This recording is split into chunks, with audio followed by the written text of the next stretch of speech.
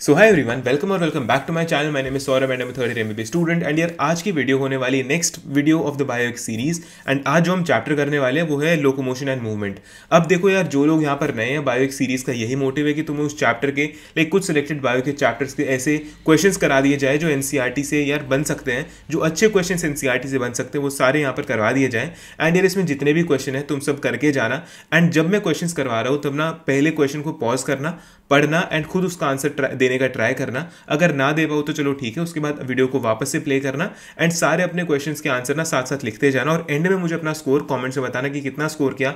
Does not matter तुम ज्यादा score करो या कम स्कोर करो, it is for your betterment कि तुम लिख कर जाओ एंड तुम्हें अपने आप पर हो कि हाँ मैंने इतना स्कोर किया, मुझे आपको अपने आप को इंप्रूव करना है। तो इस वीडियो को एंड तक देखना, एंड तक सारे क्वेश्चन को सॉल्व करना। एंड चलो वीडियो को स्टार्ट करते हैं। हमारा फर्स्ट क्वेश्चन है, compare to white muscle fibres red muscle fibres are characterised by. मतलब कि जो व्हाइट मसल फाइबर्स और रेड मसल फाइबर्स हैं उनमें से रेड मसल फाइबर किससे कैरेक्टराइज्ड होते हैं, मतलब उसमें ऐसा क्या यूनिक होता है। अब देखो इसमें चार ऑप्शन दिए गए। पहला है कि अ मोर एक्सटेंसिव सार्कोप्लाज्मिक रेटिकुलम। अब देखो जो फास्ट वाले फाइबर्स है हमारे, उसमें होता है ज्यादा सार्कोप्लाज्मिक रेटिकुलम, ज्यादा मतलब एंडोप्लाज्मिक रेटिकुलम वहां पर ज्यादा होते हैं। अब हमारा सेकंड ऑप्शन है लोअर मायोग्लोबिन स्टोर्स। अगर देखो यार लोअर मायोग्लोबिन स्टोर्स होते हैं तो व्हाइट कलर के होते हैं, लेकिन मायोग्लोबिन स्टोर्स तो ज्यादा है इसलिए वो रेड कलर के हैं, तो इसलिए हमारे फर्स्ट और सेकंड ऑप्शन गलत है। तीसरा है ग्रेटर डेंसिटी ऑफ माइटोकॉन्ड्रिया। अब इसको रोकते हैं, अगले ऑप्शन पर जाते हुए higher production of lactic acid. देखो यार लैक्टिक एसिड प्रोडक्शन ज्यादा होता है व्हाइट मसल फाइबर्स में, क्योंकि यार वो उस टाइम पर काम करते हैं जब एनर्जी डिप्लीटेड होती है। तो एनर्जी जब डिप्लीटेड होती है तब लैक्टिक एसिड प्रोड्यूस होता है जो व्हाइट मसल फाइबर्स करते हैं। इसलिए हमारा जो सही ऑप्शन है वो है third option, that is the greater density of mitochondria. इसलिए हमारा थर्ड ऑप्शन सही है, क्योंकि ये वाली चीज प्रॉपर एक तो लाइन में एनसीईआरटी लिखी हुई है, एनसीईआरटी में प्रॉपर लाइन लिखी हुई है, तो मैं दिखा भी देता हूँ। देखो यहाँ पर है, such muscles are called the red fibres. These muscles also contain plenty of mitochondria which can utilise a large amount of oxygen stored in the form of ATP production. अगर इस पूरे पैराग्राफ को तुम पढ़ना चाहो तो पॉज करके पढ़ लो, लेकिन जो मेन चीज थी वो मैंने तुम्हें बता दी, इसलिए इसका आंसर थर्ड ऑप्शन है। एंड गाइस, अगर तुम्हें गोल्ड स्टैंडर्ड क्वेश्चन बैंक चाहिए बायो का, जिसमें एकदम प्रीमियम क्वेश्चंस होंगे एंड नीट के लेवल के क्वेश्चंस होंगे, तो तुम्हें मैं स्ट्रांगली रिकमेंड करूंगा बायोएक्स बैच। एंड इस क्वेश्चन बैंक में सिर्फ यही नहीं है, इसके साथ ही तुम्हें चैप्टर वाइज टेस्ट मिलने वाले, जिससे तुम अपने वीक पॉइंट्स और स्ट्रॉन्ग पॉइंट्स को आइडेंटिफाई कर पाओगे एंड उन्हें स्ट्रॉन्ग बना पाओगे। ये बैच हमारे सौरभ नीट ऐप पर अवेलेबल है एंड इसमें हाई क्वालिटी क्वेश्चंस है, जिसमें कॉन्सेप्ट की डीप कवरेज होगी एंड इसके साथ साथ पीवाईक्यूज है, जिससे तुम्हारा बेस सॉलिड बनेगा। तो अगर तुम एक सीरियस नीट एस्पिरेंट हो और बायो में 360 आउट ऑफ 360 लाना चाहते हो तो अभी जाकर सौरभ नीट ऐप को डाउनलोड करो प्ले स्टोर से। एंड अगर तुम एक iOS यूजर हो, ये ORG कोड यूज कर लेना एंड तुम वहां से एक्सेस कर पाओगे चीजों को। तो अभी जाकर बैच परचेज करो, लिंक डिस्क्रिप्शन में दिया हुआ है। अब आते हैं हमारे दूसरे क्वेश्चन पर, हुए all the following statements accurately describe fibrous joints except. यानी फाइब्रस जॉइंट्स को सब चीजें डिस्क्राइब करती है एक्सेप्ट। अब फर्स्ट ऑप्शन है, they are functionally classified as synarthrosis permitting no movement. ठीक है यार, उनको सिनार्थोसिस भी बोलते हैं क्योंकि यार वो मूवमेंट परमिट नहीं करते हैं, तो इसको इसलिए उन्हें सिनार्थोसिस भी बोलते हैं। अब जो सेकंड ऑप्शन है वो है, they are exemplified by the sutures found between the flat bones of the skull. ठीक है यार, उनका एग्जाम्पल होती है फ्लैट बोन्स जो हमारी स्कल में है, जिसमें सिनार्थोसिस यानी फाइब्रस जॉइंट होता है। थर्ड ऑप्शन है, the bone are held together by dense fibrous connective tissue. सही बात है, क्योंकि डेंस फाइब्रस कनेक्टिव टिश्यू है इसलिए यार मूवमेंट पॉसिबल नहीं है, इसलिए उनको हम वो बोलते हैं फाइब्रस कनेक्टिव टिश्यू बोलते हैं, क्योंकि मूवमेंट ही पॉसिबल नहीं है, इसलिए वो हमारे स्कल में भी है। फोर्थ है, elastic cartilage is the key component of the structure. नहीं, फाइब्रस जो हमारा है कनेक्टिव टिश्यू वही उसका की स्ट्रक्चर है एंड नॉट इलास्टिक कार्टिलेज, क्योंकि अगर इलास्टिक कार्टिलेज होती तो मूवमेंट पॉसिबल होती, लेकिन इसमें मूवमेंट पॉसिबल ही नहीं है, इसलिए हमारा सही ऑप्शन हो गया फोर्थ ऑप्शन। एंड एनसीईआरटी की लाइन भी है, देखो यहाँ पर तुम आओगे लास्ट पेज ही है चैप्टर का, fibrous joints do not allow movement. सही बात है, this type of joint is shown by the flat bones of the skull which fuse end to end. सही बात है, with help of dense fibrous connective tissue in the form of sutures to form the cranium. सही है, तो इसलिए इसका answer fourth option हो गया। अब आते हैं थर्ड क्वेश्चन पर, ये मैच द फॉलोइंग टाइप का। यार ऐसे नीट में जब क्वेश्चन आते हैं तो हड़बड़ाया मत करो। फर्स्ट ऑफ ऑल खुद ना पेन, जैसे मैं पेन यूज करूंगा ना उसके हिसाब से तुम देखना। जैसे फॉर एग्जाम्पल तुम्हें मन में नहीं करना है, तुम्हें पेपर दिया गया ना तो उस पेपर को साथ साथ भर लो, रंग लो या जो भी है तुम उस पर काम करो। देखो टेटनी मसल है यहाँ पर, तो क्या होता है टेटनी मसल में, वहां पर रैपिड स्पाज्म ऑफ मसल होता है क्योंकि कैल्शियम वहां पर नहीं होता ढंग से, तो ए का 4 हो गया। तो वहां पर ऑप्शन को एलिमिनेट करते जाओ साथ साथ कि देखो यार ए का तो यहाँ पर 2 दे रखा है, ए का 4 है। ठीक है, सेकंड ऑप्शन हो सकता है और फोर्थ ऑप्शन हो सकता है और अपना थर्ड ऑप्शन भी हो सकता है। तो फर्स्ट ऑप्शन तो नहीं है, सेकंड है हमारा मस्कुलर डिस्ट्रोफी, वो degeneration of skeletal muscle, B का 3। तो ये सेकंड ऑप्शन हो सकता है, लेकिन थर्ड ऑप्शन कट गया क्योंकि बी का तो 2 दे रखा है यहाँ पर, एंड फोर्थ ऑप्शन भी कट गया क्योंकि बी का यहाँ पर 1 दे रखा है। तो इसका आंसर हो गया हमारा सेकंड ऑप्शन। तो इसलिए यार एलिमिनेशन से भी साथ साथ करना सीखो, और पूरा करना इंपॉर्टेंट भी नहीं होता। तुम शुरू के एक दो चीज़ें मिला लो एंड फिर एलिमिनेट कर लो ना, तब क्वेश्चन जल्दी सॉल्व हो जाएगा एंड तुम एक्यूरेटली भी सॉल्व कर पाओगे। अब आते हैं अगले क्वेश्चन पर। अब आते हैं हमारे फोर्थ क्वेश्चन पर। देखो यार फोर्थ क्वेश्चन, यार ऐसे जब क्वेश्चन आते हैं how many are correct, how many are incorrect, ऐसे क्वेश्चन में बहुत ईजिली कंफ्यूज हो सकते हैं बच्चे, क्योंकि यहाँ पर एनटीए वाले भी पास के ऑप्शन देते हैं, जैसे 3, 4, 5, 6। एंड एक भी क्वेश्चन, अगर एक भी स्टेटमेंट तुमने गलत समझ लिया या फिर गलत डिस्क्राइब कर लिया तो तुम्हारा पूरा क्वेश्चन ही गलत हो जाएगा। तुम्हारे 4 नंबर तो गए, ऊपर से -1 एक और होगा। मेरे टाइम में भी ऐसे काफ़ी क्वेश्चन आए थे, लेकिन तुम्हें ऐसे क्वेश्चन गलत नहीं करने, इसकी गारंटी यार मुझे लेनी पड़ेगी, क्योंकि तुम्हें नहीं करने क्वेश्चन गलत। तो देखो पढ़ते हैं ऑप्शन को। There are 8 cranial bones in human skull, सही बात है, 8 क्रेनियल बोन्स होती है, 14 हमारी फेशियल बोन्स होती है। There are 7 cervical vertebra in giraffe. देखो अब ये तुम्हें लगेगा कि क्या 7 होती नहीं होती, एनसीईआरटी में तो नहीं लिखा था, लेकिन अगर तुम देखो ज़्यादातर मैमल्स में ना 7 सर्वाइकल वर्टिब्रा ही होती है। तो तुम एक जनरलाइज्ड नोशन से भी चलो तो इसका आंसर देखो फर्स्ट ठीक है स्टेटमेंट, सेकंड स्टेटमेंट तुम सही मान के चल रहे हो, क्योंकि एक जनरलाइज्ड चीज़ है यार कि जिराफ एक मैमल है और मैमल्स में मेजरली 7 सर्वाइकल वर्टिब्रा ही होती है। तीसरा है there are 7 tarsal bones in human ankle, सही है, 7 टार्सल और 8 कार्बल बोन्स होते हैं, ये भी सही है। देर आर 8 कार्बल बोन्स, सही है। There are 30 bones in each limb, सही बात है, 30 बोन होती है। There are 26 vertebra in human adult, सही है, क्योंकि देखो 7 सर्वाइकल, 12 थोरैसिक, 5 लंबर और 1 सैक्रल और 1 कॉक्सिक्स, तो कितनी होगी 7 + 12 कितना होता है 19, 19 + 5 24, 24 + 2 26। तो इसका आंसर हो गया all the statements are correct. And इसके देखो एक्सप्लेनेशन तुम्हें यहाँ पर नीचे मिल जाएंगे, यहाँ पर एनसीईआरटी की कटिंग्स दे रखी है, तो उन्हें एक बार पढ़ लेना, you will get to know कि हाँ जो मैंने बताया था वो भी ठीक है। एंड वो जिराफ वाला भी एक ना फैक्ट की तरह अपने दिमाग में याद रख लो, हो सकता है यार एनटी वाले पूछ ले, तो इसको वो भी ध्यान में रखना है। अब आते हैं हमारे क्वेश्चन नंबर 5 पर, वो है which of the following events constitute the formation of cross bridge in muscle contraction. देखो यहाँ पर थोड़ा फॉर्मुलेशन यहाँ पर गलत हो गया है, ऑप्शंस का, क्वेश्चन का तो ठीक है लेकिन ऑप्शन का थोड़ा गलत है। स्टेटमेंट 1 और स्टेटमेंट 2 है, ये वाला स्टेटमेंट 1 है और ये स्टेटमेंट 2 है, और इसके यहाँ पर ए और बी ऑप्शन है। देखो यहाँ पर है the energising of myosin head by ATP hydrolysis. अब देखो क्वेश्चन है which of the following events constitute the formation of cross bridge in muscle contraction. ये कौन सा स्टेप है, कौन सा इवेंट है जो कॉन्स्टिट्यूट करता है क्रॉस ब्रिज की फॉर्मेशन जब मसल कॉन्ट्रैक्शन होती है, तो ये बताना है हमें। देखो फर्स्ट स्टेटमेंट है the energising of myosin head by ATP hydrolysis, कि मायोसिन हेड लाइक वो हो जाता है, एनर्जाइज हो जाता है जब एटीपी हाइड्रोलाइसिस होता है, सही बात है। दूसरा स्टेटमेंट है the binding of myosin head to an exposed active site और एक्टिन फिलामेंट, सही बात है यार कि जब एक्टिन फिलामेंट में मायोसिन बाइंडिंग साइट एक्सपोज हो जाती है, जब ट्रोपोनिन हट जाता है वहाँ पर, जब वो कैल्शियम से बाइंड होकर ट्रोपोनिन हट जाता है, तो वहाँ पर तो मायोसिन वाले हेड बाइंड करेंगे।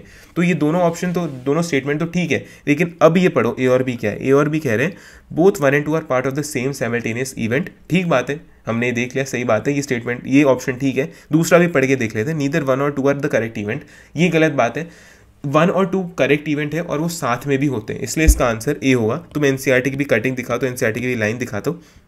देखो यहाँ पर तुम आओगे ना, ये देखो सीधा लाइन यहाँ पर दे रखे, utilising the energy from ATP hydrolysis the myosin head now binds to the exposed sites on actin to form cross bridge, तो इसलिए इसका आंसर हमारा फर्स्ट यानी ए ऑप्शन हो गया। ये वाला इजी सिंपल क्वेश्चन है, इसका आंसर तुम खुद दे देना, मैंने इसका आंसर बता भी दिया था पहले वाले क्वेश्चन में, लेकिन तुम इसका आंसर कमेंट बॉक्स में मुझे बताना। अब बढ़ते हैं अगले क्वेश्चन पर। अगला क्वेश्चन है which of the following is not characteristic feature of muscle fibre, कि मसल फाइबर का कौन सा कैरेक्टरिस्टिक यूनिक फीचर नहीं है।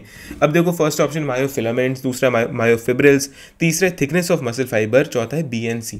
अब देखो thickness of muscle fibre change हो सकती है, या फिर एज इन की मसल की थिकनेस चेंज हो सकती है, जब मसल हाइपरट्रोफी हो जाए मसल का साइज चेंज हो सकता है, लेकिन कैरेक्टरिस्टिक उसके मायोफिलामेंट्स या मायोफाइब्रिल्स रहते हैं। अगर तुमने एनसीईआरटी ढंग से पढ़ी होगी ना, यू विल नो कि मायोफिलामेंट्स को मायोफाइब्रिल्स कहते हैं, तो इसका आंसर होगा third option, that is thickness of muscle fibre is not a characteristic feature of a muscle fibre, ठीक है।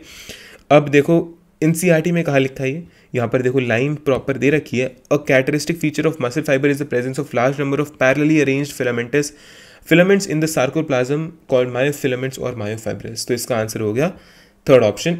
Third thickness of muscle fibre नहीं है उसका कैरेक्टरिस्टिक फीचर। देखो यार ये एक अच्छा क्वेश्चन है जो मुझे यहाँ पर इसमें लाइक सबसे बेस्ट क्वेश्चन जो मुझे लगा कि यार इसमें मुझे खुद का दिमाग ज़्यादा लगाना पड़ा, मुझे खुद एनसीईआरटी वापस से खोलनी पड़ी इसको देखने के लिए। ये था विच of the following step during sliding filament theory is the last step before the relaxation state.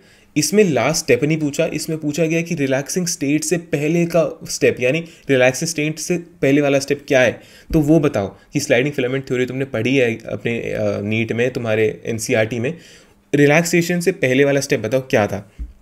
अब देखो तुम्हें पहले तो स्टेप्स बता दूं क्या क्या स्टेप्स होते हैं। देखो यार, पहले तो कैल्शियम ट्रोपोनिन से बाइंड करेगा, ट्रोपोनिन को वहां से हटाएगा और जो एक्टिन पर मायोसिन बाइंडिंग साइट है ना उन्हें फ्री कर देगा। उसके बाद क्या होगा, जो मायोसिन हेड है वो लाइक कंबाइन करेगा एक्टिन वाली साइड से। जो एक्टिन है, एक्टिन पर जो मायोसिन वो थी साइड्स थी, वहां पर मायोसिन बाइंड करेगा एंड वहां पर क्रॉस ब्रिज की फॉर्मेशन होगी। इसके बाद क्या होगा कि जो एडीपी और फॉस्फेट है ना, इनऑर्गेनिक फॉस्फेट, वो रिलीज होंगे एंड वहां पर पावर स्ट्रोक होगा। इसके बाद एटीपी बाइंड करेगा मायोसिन पर एंड वहां पर जो रिलैक्सेशन फेज आ जाएगा। अब उसके बाद क्या होगा, उसके बाद जो कैल्शियम है वो वापस से सार्कोप्लाज्मिक रेटिकुलम में पंप बैक हो जाएगा और रिलैक्सेशन स्टेट लाइक प्रॉपर होती है वो पूरी इनिशिएट हो जाएगी या पूरी अकर हो जाएगी। अब जो हमारा जो स्टेप था ना जहां पर मायोसिन बाइंड किया एटीपी से, उससे पहले क्या हुआ था, उससे पहले पावर स्ट्रोक हुआ था। वो क्यों हुआ था, क्योंकि एडीपी और इनऑर्गेनिक फॉस्फेट रिलीज हुए थे। तो इसका क्या आंसर होगा कि रिलैक्सेशन तो फोर्थ स्टेप था, लेकिन उससे पहले वाला स्टेप था एडीपी और इनऑर्गेनिक फॉस्फेट का रिलीज होना।